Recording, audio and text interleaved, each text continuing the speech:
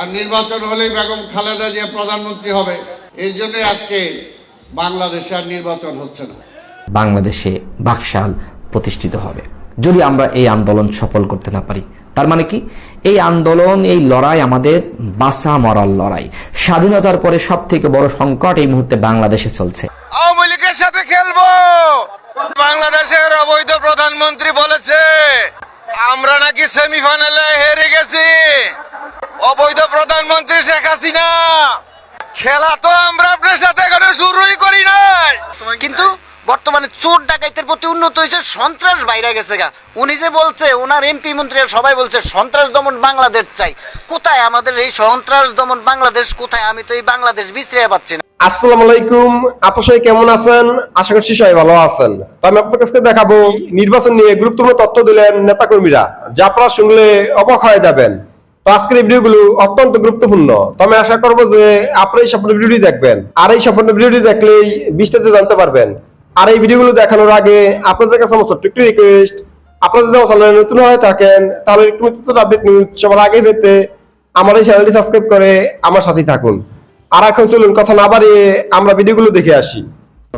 পরে যেমনি ভাবে বাংলাদেশে বাকশাল তন্ত্র কায়েম করা হয়েছিল, যেমনি ভাবে বাকশালের খপ্পরে বাংলাদেশ পড়েছিল, যেমনি ভাবে সমস্ত গণমাধ্যমকে বন্ধ করে শুধুমাত্র 4টি পত্রিকা রাখা হয়েছিল এবং সমস্ত দলকে ভ্যানিশ করে বাকশাল কায়েম করা হয়েছিল, ঠিক আর একবার বাংলাদেশে বাকশাল প্রতিষ্ঠিত হবে যদি আমরা এই আন্দোলন সফল করতে না পারি। তার মানে কি, এই আন্দোলন, এই লড়াই আমাদের বাঁচা মরার লড়াই। স্বাধীনতার পরে সব থেকে বড় সংকট এই মুহূর্তে বাংলাদেশে চলছে। যখন স্বৈরাচার এরশাদ ক্ষমতায় ছিল তখন আসলে এত বড় সংকট ছিল না। বিশ্বাস করেন, এত বড় সংকট ছিল না। কারণ ওই সময় আওয়ামী লীগ, বিএনপি, জাতীয় পার্টি সহ সমস্ত ইসলামিক দল, সমস্ত বাম সংগঠনগুলো একতাবদ্ধ হয়ে যুগপৎভাবে এরশাদের বিরুদ্ধে আন্দোলন করছিল। আর ওই সময় যারা আন্দোলন করেছিল, এই যে আপনার আওয়ামী লীগ, তারা একটি গণতান্ত্রিক দল, মহান মুক্তিযুদ্ধে তাদের ব্যাপক অবদান রয়েছে। 52-এর ভাষা আন্দোলন, 69-এর গণ অভ্যুত্থান, মানে অনেক আন্দোলন সংগ্রামে তাদের ব্যাপক ভূমিকা রয়েছে।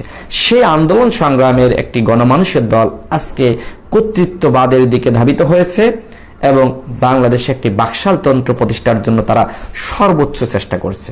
এই যে ভারতে, আমাদের পার্শ্ববর্তী রাষ্ট্রে দেখেন যে মোদী সরকার কি মানে সেন্টিমেন্টকে কাজে লাগিয়ে ক্ষমতায় আসলো, ধর্মীয় সেন্টিমেন্ট। তাদের উদ্দেশ্য কি ছিল? তারা কিন্তু কংগ্রেসের সাথে পারছিল না।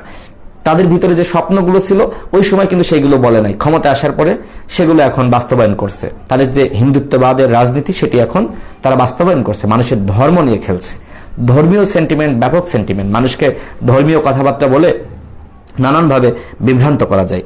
এবং ঠিক একইভাবে আওয়ামী লীগের মধ্যে বাকশালের মানে হৃদয়ে বাকশাল, আওয়ামী লীগের হৃদয়ে বাকশাল। 71-এর আগে যারা আওয়ামী লীগের রাজনীতি করেছে তাদের হৃদয়ে ছিল মুক্তিযুদ্ধ, দেশ স্বাধীন করবে, স্বাধীনতা সার্বভৌমত্ব রক্ষা করবে, সাম্য মানবিক মর্যাদা, সামাজিক সুবিচার প্রতিষ্ঠা করবে। কিন্তু দেশ স্বাধীনের পরে বাকশাল তন্ত্রের খপ্পরে বাংলাদেশ পড়ে যায় এবং ঠিক আবারও যখন 9 সালে আওয়ামী লীগ ক্ষমতায় বসলো, আপনার 8 সালের ডিসেম্বরে যে নির্বাচন হলো, 30 ডিসেম্বর, এরপরে 9 সালে ক্ষমতায় বসলো, এরপরে তারা তত্ত্বাবধায়ক সরকার ব্যবস্থা বাতিল করে দিল।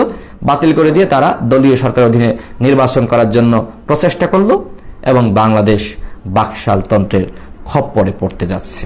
সুতরাং এই দেশকে এই মুহূর্তে বাঁচানো আমাদের সকলের গুরুদায়িত্ব। সুতরাং আসুন আমরা সবাই মিলে আমার এই দেশটাকে বাঁচাই। এই দেশটা যদি এইবার আমরা রক্ষা করতে না পারি তাহলে আমরা সবাই ক্ষতিগ্রস্ত হব, আমাদের দেশ অন্ধকারে নিমজ্জিত হবে। কারণ এই যে আবেদ খান সাহেব, কালবেলার আপনার সম্পাদক, তার নিউজগুলো, তার লেখাগুলো এবং ওই পত্রিকার সংবাদগুলো আপনারা একটু পড়বেন, পড়লেই বোঝা যায় যে এই পত্রিকা আসলে কোন পক্ষে অবস্থান করছে। আসলে কি নিরপেক্ষ, নাকি কিছুটা সরকার ঘেঁষা, নাকি আসলে আপনার বিরোধী দল ঘেঁষা। আমি মন্তব্য করতে চাই না, কারণ গণমাধ্যম সম্পর্কে সব বিষয়ে মন্তব্য করা আসলে আমার ঠিক হবে না। আওয়ামী লীগের সাথে খেলবো। বাংলাদেশের অবৈধ প্রধানমন্ত্রী বলেছে আমরা নাকি সেমিফাইনালে হেরে গেছি। অবৈধ প্রধানমন্ত্রী শেখ হাসিনা, খেলা তো আমরা আপনার সাথে এখনো শুরুই করি নাই। খেলা শুরু করব এবং ঘোষণা দিয়ে আপনার সাথে খেলবো। একটু ধৈর্য ধরেন, অপেক্ষা করেন, খেলা হবে। খেলায় আমরা হারি শুরুই করি না এখনো, সেমিফাইনাল আসলো কোথায় থেকে? আমরা এক দফার আন্দোলন করছি, আমাদের সাথে সম্পৃক্ত হয়েছে বাংলাদেশের সাধারণ মানুষ। সাধারণ মানুষ চায় বাংলাদেশ জাতীয়তাবাদী দলের নেতৃত্বে একটি অবাধ সুষ্ঠু নির্বাচন। আমরাও চাই সুষ্ঠু নির্বাচন তত্ত্বাবধায়ক সরকারের অধীনে। তাই আপনাকে বলতে চাই, আপনার সাথে খেলা হবে, আগে তত্ত্বাবধায়ক সরকারের হাতে ক্ষমতা হস্তান্তর করে। কিন্তু বর্তমানে চোর ডাকাইতের প্রতি উন্নত হয়েছে, সন্ত্রাস বাইরে গেছে গা। উনি যে বলছে, ওনার এমপি মন্ত্রীরা সবাই বলছে সন্ত্রাস দমন বাংলাদেশ চাই। কোথায় আমাদের এই সন্ত্রাস দমন বাংলাদেশ কোথায়? আমি তো এই বাংলাদেশ বিছড়ে পাচ্ছি না ভাই। জুরাইনতে একটা টিপ লই, একটা চান্দা 20 টাকা দেয়া উঠতে হয়, আর না হয় এখান থেকে খেপ লইতে পারবা না, টিপ লইতে পারবা না, এই রাস্তায় চলতে পারবা না। এই রাস্তায় আমাদের সিটি কর্পোরেশনের, এটা আমি বললাম যে কিসের টিকিট, এটা কিসের স্লিপটা ধরাচ্ছ? এটা সিটি কর্পোরেশনের টাকা দিয়া চলতে হইব। আমি কই এইটাই কি আমাদের দেশের রেওয়াজ? আর এটা আইন। সদরঘাট ঢুকি একটা পিসিন দাঁড়লিয়া, তাও একটা স্লিপ ধরায় 20 টাকা দেয়। গাবতলি ঢুকি, তাও একটা স্লিপ ধরায় 20 টাকা দিতে হয়। মোয়াখালী টার্মিনালে ঢুকি, তাও একটা স্লিপ ধরায় 20 টাকা দেয়। এখন এই পাইছি চাঁদাবাজের দেশ। তো আমি দেখতেছি উন্নতির আয়তায় পড়ে না। আর নির্বাচন হলেই বেগম খালেদা জিয়া প্রধানমন্ত্রী হবে, এই জন্যই আজকে বাংলাদেশে আর নির্বাচন হচ্ছে না। আর প্রধানমন্ত্রী হলেই আজকে যে চোর বাটপাল লুটেরারা দেশের অর্থনীতিকে খাবলে খাচ্ছে, সেটা বন্ধ হবে।